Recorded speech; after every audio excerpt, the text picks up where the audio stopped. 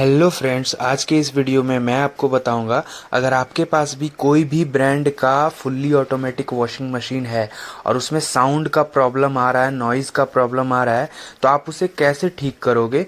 तो इस वीडियो में मैं आपको ये बताऊंगा, ठीक है। तो सबसे पहले आपको करना क्या है वो आप ध्यान से देखिए इस वीडियो को, आपको समझ में आ जाएगा।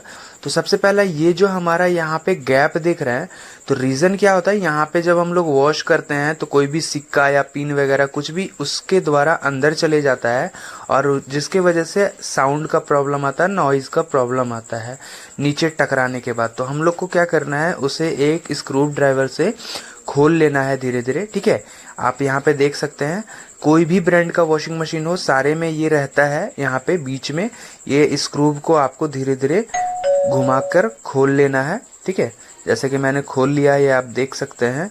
इसे खोलने के बाद जो है सिंपली सा आपको ये जो पल्सेटर है इसे धीरे धीरे पुश करके बाहर निकालना है।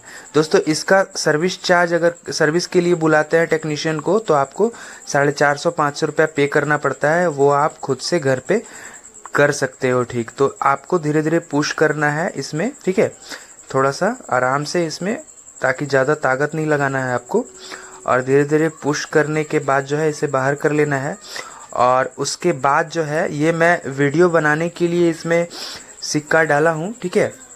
ये आप देख सकते हैं, इसी तरीके से जो भी सिक्का, जो भी कुछ भी पिन वगैरह यहाँ पे आपका अटका हुआ रहेगा, आप इसे खोलकर आसानी से साफ कर सकते हैं। ये देख सकते हैं, इसी टाइप से इसमें जो भी फंसा रहेगा, कचड़ा वगैरह, सिक्का वगैरह, जो भी पिन वगैरह, वो आप आसानी से निकाल लीजिएगा, ठीक है।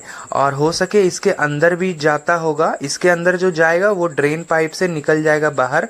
छोटा अगर रहेगा तो, बड़ा रहेगा तो फंसेगा। ये इसे फिर से वापस से आपको इसके घाट में बैठा लेना है अच्छे से, और वापस से इसे जैसे था वैसे इसे टाइट कर लेना है, ठीक है। तो आपका नॉइज़ प्रॉब्लम ठीक हो जाएगा। तो थैंक यू।